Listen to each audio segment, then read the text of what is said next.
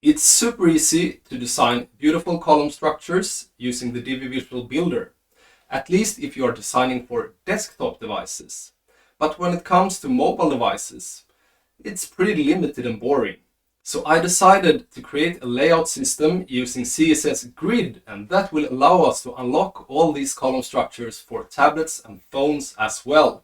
And the good news is that you don't need any plugins or paid add-ons, and it works perfect in all major web browsers. If you miss any specific column structure in this tutorial, let me know in the comments below and I'll see what I can do.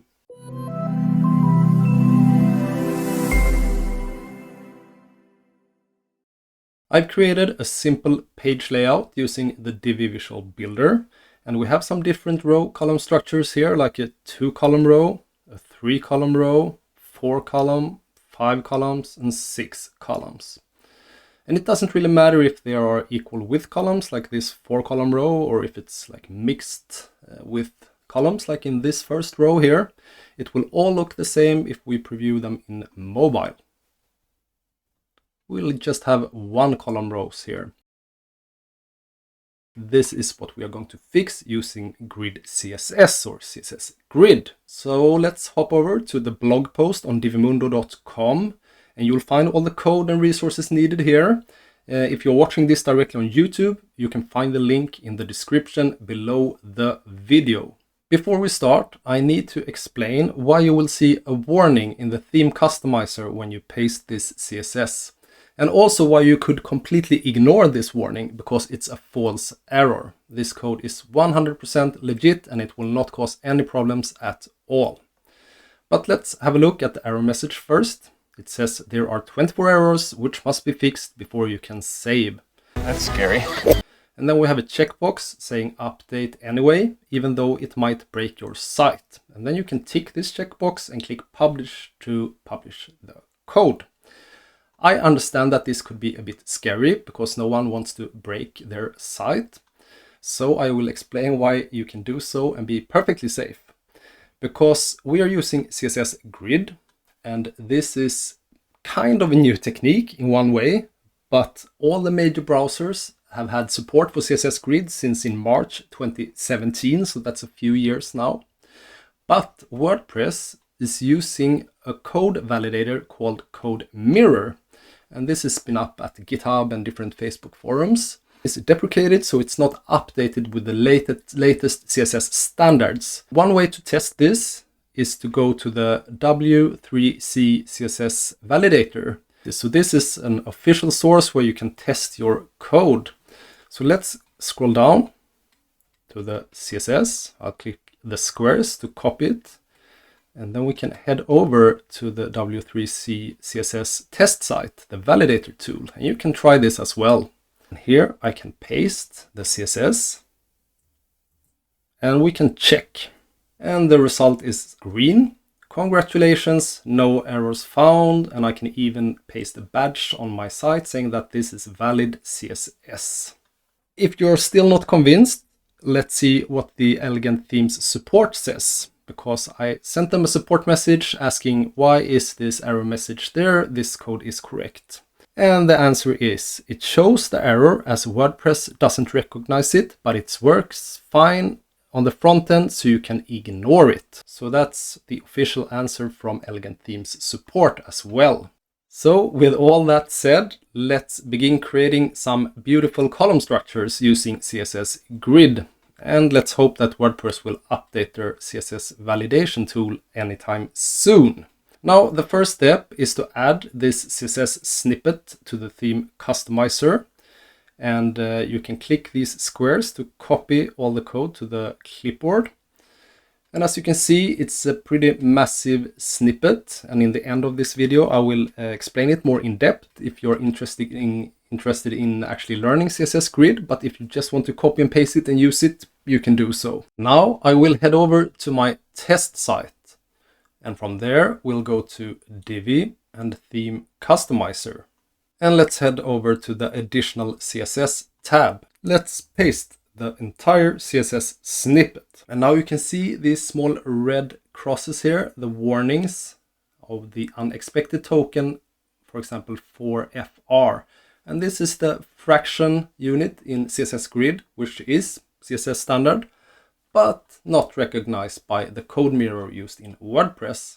So if I try to publish this, I will have this warning saying it's 24 errors, which must be fixed. But I can click this checkbox and now I can click publish. With that done, I can just exit the theme customizer. And well, my website did not crash. Now I'm going to create a new page by clicking add new. And we can call it CSS Grid. And I'll use the Divi builder. And now I can create, for example, a 4-column row for desktop. And let's add an image module. And I'll choose the Divi logo. And just so you can see where the different columns starts and ends, I'm going to go to the row settings, into the first column setting, and I'm going to add a background color. Let's just make it maybe gray. So this is just for you to see where the column actually starts and ends. Now I will delete the other columns and I will duplicate this column so I have 4 columns with an image module and the gray background. If we are going to preview this in mobile, we'll have just 1 column like this. And if we are going to preview it in tablet, Divi will make it 2 column rows. Now to change this up, we need to add a CSS class to the row. So first off, I will head back to the blog post and scroll down to the next chapter, and that's adding the CSS classes to the Divi rows to change the number of columns on mobile and tablet. And here's a few examples that we can choose from. So to the right, we have the columns with equal width, 2, 3, 4, 5, and 6 columns. But we can also use columns with mixed width, like 1/3 plus 2/3, 2/3 plus 1/3, etc., etc. And this can be used both on mobile and tablet. You can use different layouts on phone and tablet. In this table, I have a list of different mixed column structures, and we have the phone class and the tablet class. And below, we have the equal width columns. And one important detail here is that you have to add the class dm-row first. And that's what's applying the grid CSS. And then you have to add this specific class after that to have this specific column structure. So let's start with an easy one, and that's equal columns. And that's 2 equal columns side by side. So I'll just copy these 2 classes, dm-2-col-mob and dm-2-col-tab. I'll head back to the Divi Visual Builder, and I'm in the row settings, and I'll go to the CSS ID and classes. And in the field for CSS class, I will paste these classes, and nothing happens because we have to add the class dm-row first. And now we have applied the CSS grid, and we can see that we have 2 equal width columns in mobile or phone, and we have the same in tablet. And the desktop view is not affected at all. Now let's try a more complex layout. We'll head back to the blog post. We can look at the mixed width columns. So we can try 2 columns where the first is 1/3 and the other one is 2/3 for mobile. So let's copy that class and head back to the Divi Visual Builder, and I'll remove these 2 and I'll add the new. Let's go to the mobile view here and add the class after the dm-row class. And now we have the 1/3 width and the 2/3 width. And maybe we want something different for tablet. So we can have the opposite, saying 2/3 first and then 1/3. So I'll copy that class for tablets. We'll head back to the Visual Builder, and I'll just add a space here and paste this class. And now if we check out the tablet layout, we can see that we have 2/3 to the left and 1/3 to the right. Now you can just pick and choose any of these column structures. We can try one of the 3-column designs as well. So for example, here we have a 3-column row with 1/4, 2/4, and 1/4 with columns. So let's copy both these snippets, phone and tablet, and go back to the visual builder. And after dm-row, I will paste dm3col, and we have 1/4, 2/4, 1/4. So you can see that we have a small one here to the left, we have the big one, the 50% one in the middle, and then we have a small one to the right. Now you can see that we have a little window here because the original structure here is 4 columns. And if we check out the tablet, for example, of course we still have 4 columns, but the last one might look a little bit strange. And I have a fix for that if you want this one to actually be full width. So let's scroll down to the bonus. And okay, I am going ahead on myself here, but we can start by using the bonus number 2, and that's making the widow columns, that I call them, the leftovers, full width. So to do that, I will just copy this little line of CSS, grid-column, colon 1/-1. Let's head back to the visual builder, and now we go to the content tab in the row settings, and I'll go to the column, which is the widow column, and that's the 4th column, so it's the last one here. So I'll click the cogwheel and I'll go to advanced and custom CSS. So now we're going to add this CSS to the last column here, and it's in the main element where the magic happens. So I'll paste this snippet, and we have a full width column in the end. Now this was bonus number 2, so I will show you in reversed order the bonus number 1, and that is to vertically center the columns. So let's check this one out in a small phone. So this is responsive, and we have an image here, so the image will be a bit squeezed in the smaller columns if needed. So now you can see that these are not vertically centered, they are aligned in the top of these columns, the image that is. So what if I want to place this image or text or blurb or whatever in the middle here, so it's center aligned? To do that, I will just copy this little row of grid CSS, which is align-items center. Almost too easy to be true, but that's how it is. Now I will head back to the row settings. So I have to exit the column settings where I was before. So this is for the entire row, all the columns, and I will go to advanced, custom CSS. And in the main element, I will paste the CSS. And now you can see that they are center aligned vertically.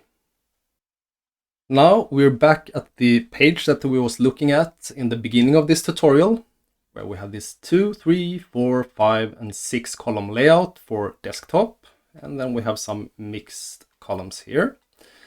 And just to show you the possibilities, I've applied all different column structures here using this grid CSS. So if we preview this in tablet, you can see the equal width columns. We have 2, 3, 4, 5, and 6 columns.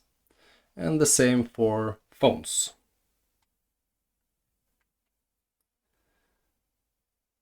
And we also have some custom width columns with a mixed width. So we have this one, which is 1/3 plus 2/3. We have the 2/3 column plus 1/3. We have the 1/4 column plus the 3/4 column. Then we have the 3/4 column plus the 1/4 column. And here we have a 3-column row using a 2/4 column, 1/4 plus 1/4. And here we have the reversed version, which is 1/4 column plus 1/4 plus 2/4. And the last one, which is a 1/4 column, and then we have a 2/4 column in the middle, and the last one, which is 1/4. Okay, so I would like to end this tutorial by explaining the code that you just injected to your website. So by understanding CSS Grid and the code, you will also be able to modify it and change the spacing and create your own layout structures, etc. So just the basics. CSS Grid is a layout system. Maybe you've heard of Flexbox or Block or Inline Block. So they are kind of brothers and sisters to Grid, and it's different ways to design your website, basically. So while Flexbox is a really nice way to have one-dimensional layouts, like you have one row or one column, CSS Grid is two-dimensional, so you can design it in both ways at the same time, both the X and the Y axis. But I wouldn't say that Grid is better than Flexbox. You have different use cases and you can actually combine them. To use CSS Grid, you can see here in the beginning of the code that I have the class DM row and then display grid. So that's what's enabling Grid here and making it possible for me to have these column structures in Tablet, which is what we are previewing now. If I would remove Grid here, everything would just stack in one line. So I've added one class called DMRow. I call it global CSS because this is added to all different layout structures, despite if it's 2 or 3 or 4 or 5 or 6 columns or equal or unequal column structures. And the reason for me adding this global class is that you shouldn't have to add display grid to every single layout here. Like I could have added it to the 3 equal columns mobile, having display grid, and then doing the same here and here and here. But that would make the code cluttered.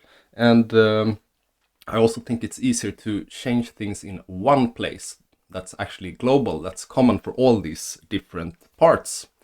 So that's why I added a global class called DM row. So that's necessary to add to all these rows that you want to have your custom column layout. Okay, another global thing here that's common for all the different column structures or row structures, that's the DM row ETPB row after content none.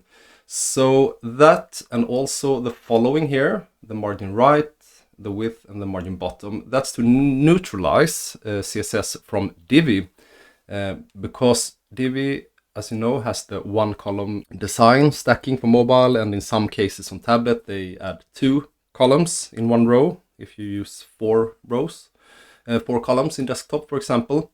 So this is to remove some of the CSS that Divi adds that will mess up the grid design. And it took me a little while to identify these. So this is just to clean up some stuff from the Divi CSS. Now, the next one here is interesting, and that's the gap. And this is something that you might want to modify. So the first one, I have descriptions for all the parts here, so you easily can modify it. It sets the gap size between columns for phone devices. So that would be this screen size. And it's really simple and intuitive. So this will add 15 pixels between all columns. It will add 15 pixels between the left and the right here, number 1 and number 2. But also if it would be a line break here and you would have more columns following, you would also have this 15 pixels gap in the vertical direction. But if there are nothing below here, if there's just 2 columns like this, it will not add the 15 pixels. So it's very dynamic. It's better to use gap than to use hacks with margin or padding when you are using grid this way. So this is kind of equal to gutter width in Divi when you are designing for desktop. It changes the spacing between the columns. It's not exactly the same, but it's similar. So if I would like to increase or decrease the spacing here between the columns, I could just change this one. So maybe I can increase it to 30. I will double it. And I think I will have to, let's see, refresh here to make it show. Okay, I actually needed to publish it and refresh it. Now we can see that we have twice the spacing here, but it also applies to all the other grid objects here that has the class DM row. So you can manage this in one place. So let me put that back to 15 pixels. I think that looked better. Okay, I had to refresh the entire page. So we're back at the 15 pixel gap here. So you can set a gap for the phone devices, That's set by a media query here. Max width devices of 767 pixels. And you can set the gap size between columns for tablet as well. If you want to have different values there, you could also use the same value, of course, if you like that. Now we have made the global settings for our grid rows. Now we get to the individual layouts here, the 2 equal columns on mobile, for example, 2 equal columns on tablet, etc. So I've started with the equal column layout, and in the end we have the mixed width column layouts. So we can see the class here, dm2colMob. So you have to add that after the dm row class in order to get this 2 equal column design. Now we have something called grid template columns here. So that's where you set the column layout. So I'm actually doing some math here. It says grid template columns, which is what sets the column layout. It should repeat 2 columns and they should be 1 fraction each. And if we look here, we scroll down to the 3 equal columns design. We have repeat 3 columns and they should be 1 fraction each. So instead of working with 33.333% here, for example, you can just use this. Now you could do this in another way. You could say, instead of repeat, you could just say 1 FR, 1 FR, 1 FR. And that would be the exact same as repeating 3 times 1 FR. But I like to keep it neat and simple and minimalistic, so I prefer using this one and not just repeating myself. So this is pretty simple. That means that if you would like to have a 7 column row for some reason, I only go up to 6 columns here, you could just add a new class called dm7colMob and add grid template columns, repeat 7, 1 FR, and then you would have a 7 column row. The next thing here is the mixed width columns, and in this case we have 2 columns, and the first one is 1/3 of the width and the second one is 2/3 of the width, and it's on phones. We can scroll down here and find that one. Yeah, it's this one. So we have 1/3 here and 2/3 here. So now I don't need to use calculation. I'll just have the grid template columns. That's the same as before. And the first one should be 1 fraction and the other one should be 2 fractions. So together that's 3 fractions. And the first one will take 1 of these three fractions and the second one will take up space for 2 of these fractions. So that will become 1/3 and 2/3. So this could be a little bit confusing in the beginning, but trial and error and you will get a grasp of it. We can take another example here. We have 2 columns, 1/4 and 3/4 on the phone.